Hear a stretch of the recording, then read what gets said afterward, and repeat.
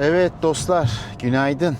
Bugün ne yapıyoruz? Bugün artık ekime başladık. Dün biraz ekimin bir kısmını yapmıştım. Yarısına kadarını yaptım diyelim. Çünkü hepsini bir günde zaten bitirmem çok mümkün değildi. Dün de hava çok sıcaktı bu arada. Bugün de diğer yarısını yapacağız. İşte biraz domatesim var, onları dikeceğim. Arkasından biraz biber vardı, biberleri dikeceğim. Ama tabii ondan öncesinde bir şey yapacağız. Bir göl başına gidelim. Gölbaşı pazarına gideceğiz. Orada fideciler gelmiştir. Biraz eksik olan şeylerim var. Almak istediğim sebzeler falan var. İşte bazı biber çeşitleri bende yok. Onları alacağım. İşte bir kıl biber alalım, dolma biber alalım. Duruma göre bakalım. Belki domates biraz daha alabilirim. İşte benim yaklaşık 120 kök falan tahminimce oldu. Bir bakalım 50-60 tane daha alırsak herhalde bu sene yeter. Bu sene çok fazla dikim yapmak istemiyorum. Çünkü biraz kuraklık var.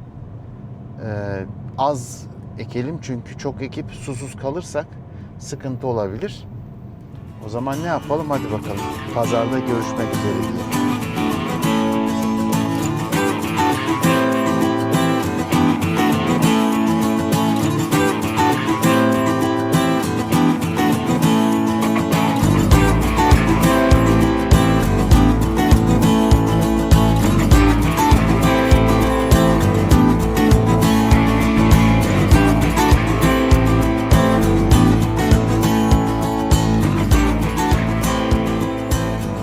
Nerede indirim yaparsın diye düşünüyorum artık.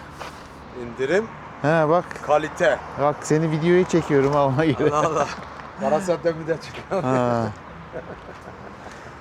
Evet arkadaşlar şimdi buradan alacağız. Bahçemize götüreceğiz. Bakalım Başka ne istiyorsunuz? şey yapacağız.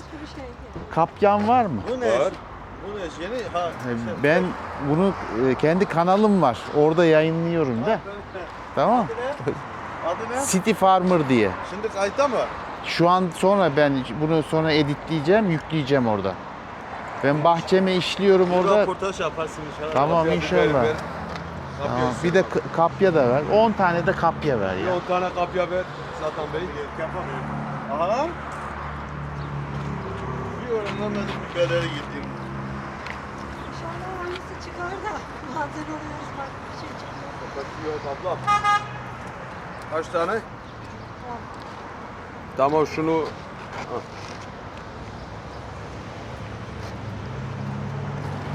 Bu arada bir tane kurumuş ya, onu sen alıverirsin zaten de.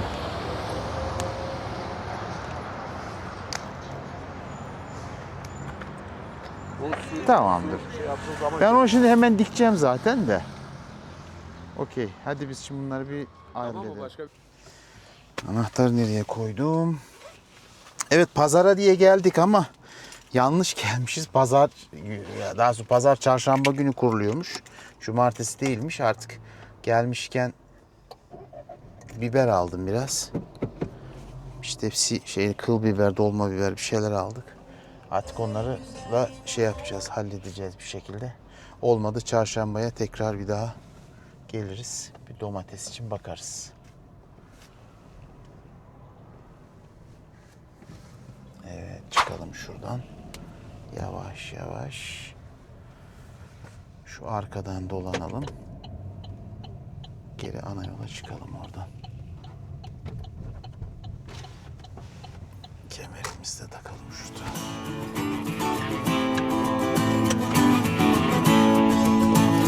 Okey. Hadi bak.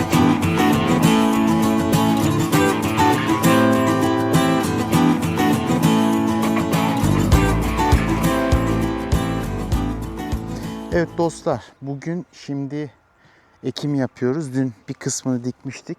Bugün de kalan diğer yarısını dikeceğim.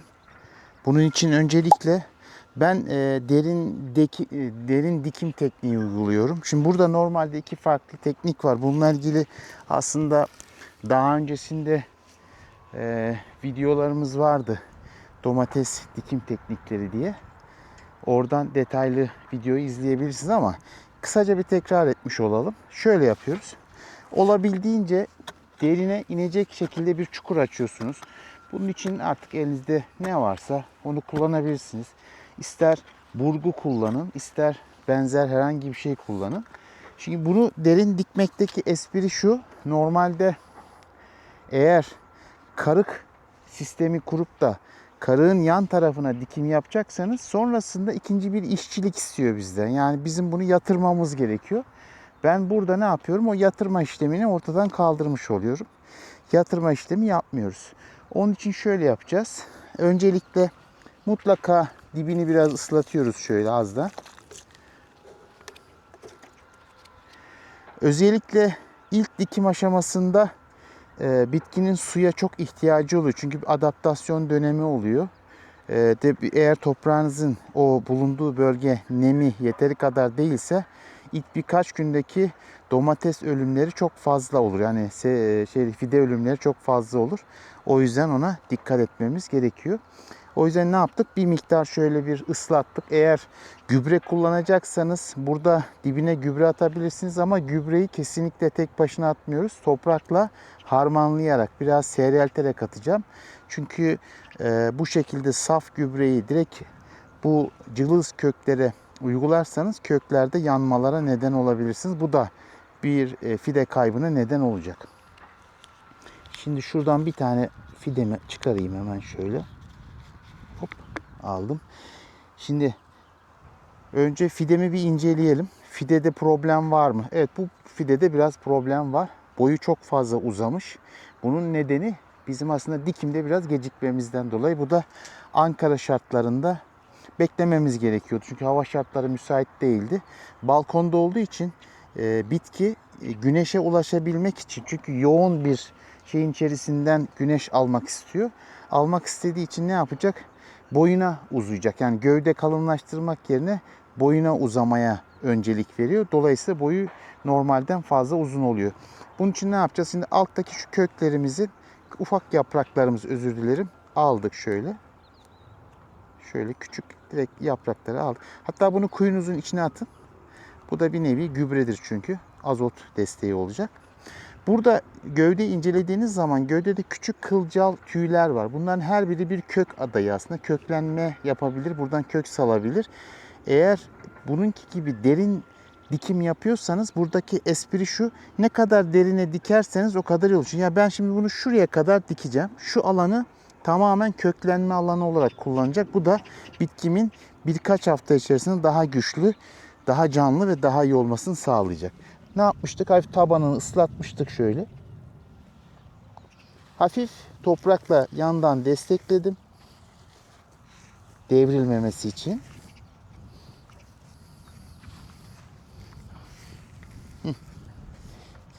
Şimdi ne yapıyoruz? Tekrar su ile dibini dolduruyoruz. Yavaş yavaş. Burada dikkat edeceğim husus, fideye değdirmiyorum suyu. Şöyle kenardan. Yapraklarını eğer değdirirseniz yaprakları çürür. Bu aşama bu şekilde yaptığınız zaman fidenin hani tutmama olasılığı oldukça zayıf. Sonra ne yapıyorum? Tekrar bunun şöyle kuru toprakla etrafını destekliyorum şöyle.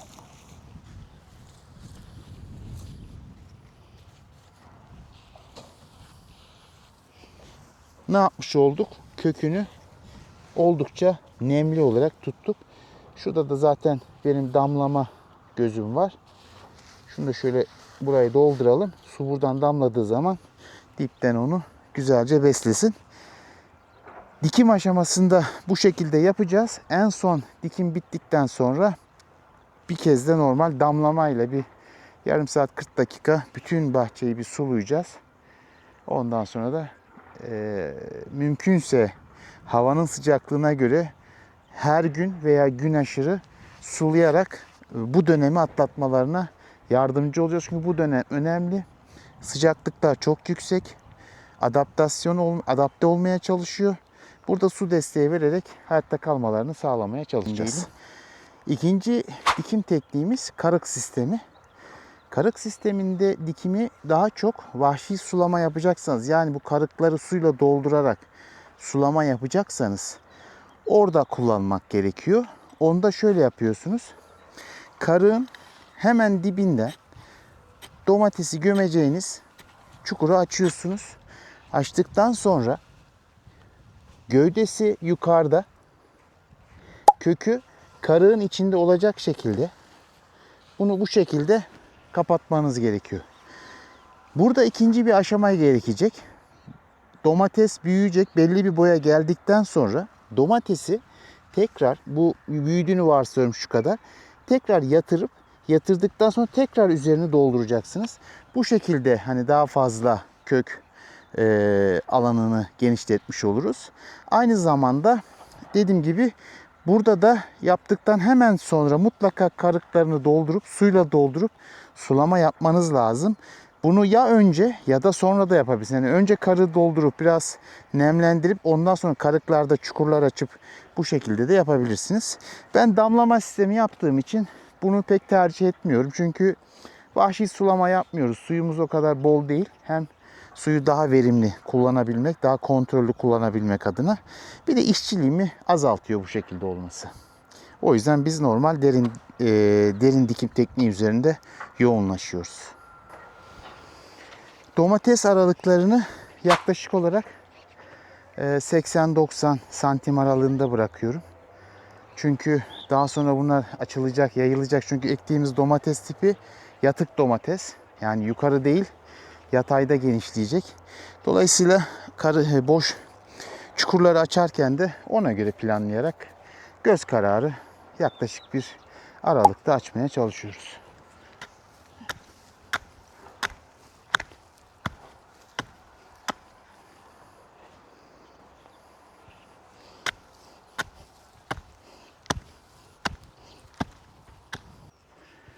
Şurayı açalım.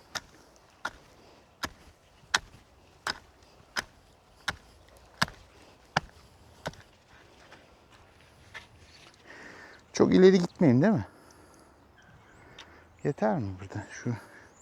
Şuradan devam edelim. Fazla ota girmeyelim.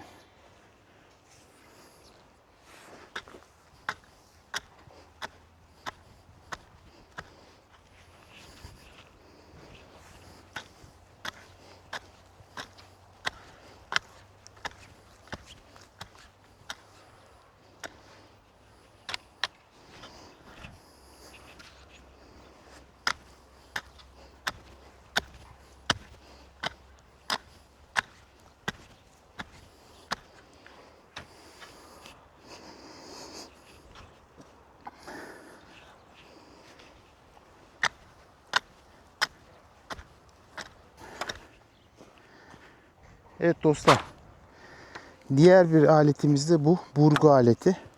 Eğer çapayla hani zorlanıyorsanız bununla da yapabilirsiniz. Ben böyle de bir aletim var. Normalde bu aslında kuyu açmak için kullanılan bir şey ama ben ekim dikim için de bunu kullanıyorum. Özellikle sert zemine denk geldiğimizde hani çapanın çok ilerlemediği yerlerde bunu içine koyup şu şekilde kullanarak istediğiniz derinliğe rahat bir şekilde inebiliyorsunuz.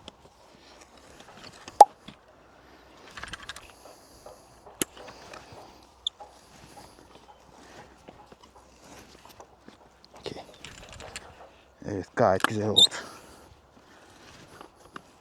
Bu aynı zamanda şimdi hareket ettiği zaman toprağı da bir şekilde parçaladığı için alt zemini de yumuşatıyor aslında. Öyle bir faydası da var. Şuraya da açalım. Buralar bu sezon ilk defa diktiğim alan. Normalde ben hep yukarı dikiyordum. Hani bu sezon yer değiştirelim istedik. Dolayısıyla buranın zemini yukarıya göre birazcık daha sıkışık ve sert.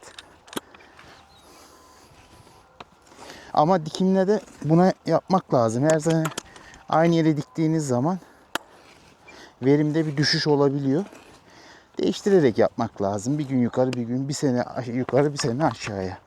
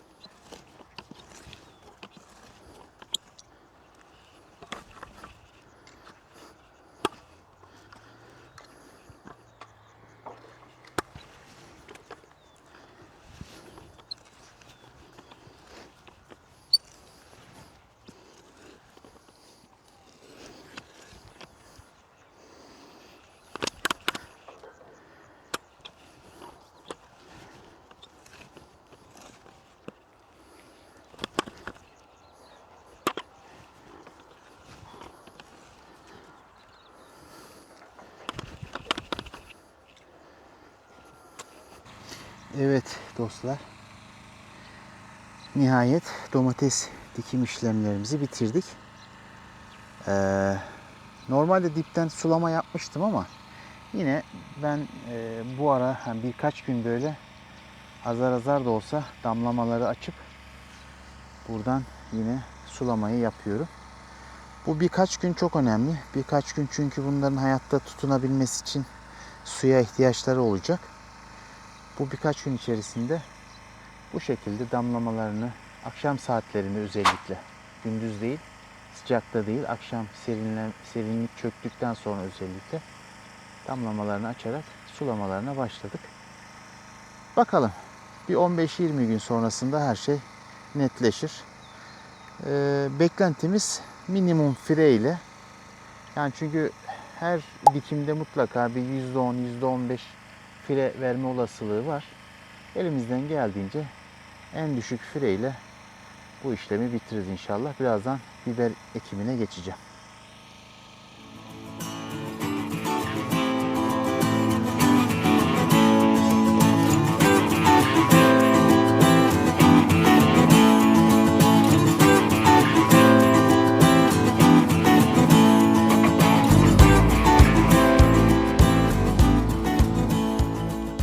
Evet dostlar, sıra biberlerimize geldi. Biberlerimizi dikerken burada karık sistemi yapmıştık. Daha önceki videomda görmüşsünüzdür yer hazırlığında. Buraları karık olarak ayarlamıştık. Karıkta şöyle bir ara çukur alanımız var. Sulama alanı şurası. İşte karığın sağında ve solunda dikim alanlarımız var. Ben özellikle burada kabak ve biberi daha çok tercih ediyorum. Çünkü yapısı gereği bunlar suyu çok istiyor. Bol su isteyen sebze türleri. Dolayısıyla karık yapıyoruz. Damlama burada yetmiyor buna. Yani ürün alamıyoruz bu şekilde. Ancak karıkla. Biber dikiminde de ne yapıyoruz? Önce karığın ortasını şöyle açtım. Açtıktan sonra yaklaşık birer karış olacak şekilde dikimlerini gerçekleştiriyoruz. Şimdi birazdan dibini kapatacağız.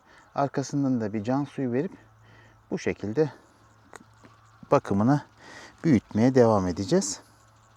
Biberde dikim aralıklarını maksimum işte bir karış gibi tercih ediyoruz. Çünkü çok fazla aralıklı dikerseniz fazla rüzgara maruz kalıyor. Bu da yine ürün vermesini etkiliyor. Biber yapısı itibariyle sıcağı seviyor, suyu seviyor. Yani sıcak ortam ve bol su.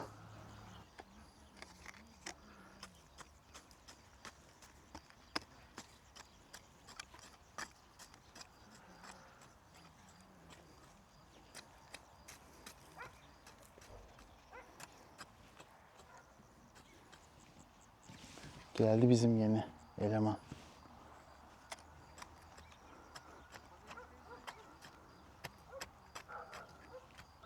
Bu arada bütün sebzeler çapayı çok sever. Özellikle biber, domates ama biber daha da çok sever. Hani olabildiğince biberi çapalamak gerekiyor. Yani budama ve şeyi çok severler. Hem budama yapılması lazım hem de bu şekilde diplerini mutlaka gevşetmek gerekiyor. Siz her gevşettiğinizde o kendini birazcık daha geliştirecektir. Okay. Evet dostlar, biberlerimizi de diktik. Şu an can suyunu veriyorum. Bundan sonrası artık her gün büyümelerini izleyeceğiz. 3 gündür aşağı yukarı domates 120 kök ondan diktim. 50, 170, yüzde bu 300 kök falan fide diktik neredeyse. Yani yorulduk. İşte emeksiz yemek olmuyor. Bugünlük benden bu kadar. Başka bir City Farmer videosunda görüşmek üzere diyorum. Arkadaşlar beğeni, yorum ve aboneliklerinizi bekliyorum.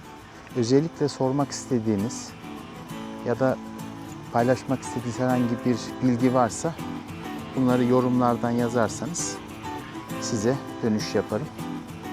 Kendinize iyi bakın. Görüşmek üzere.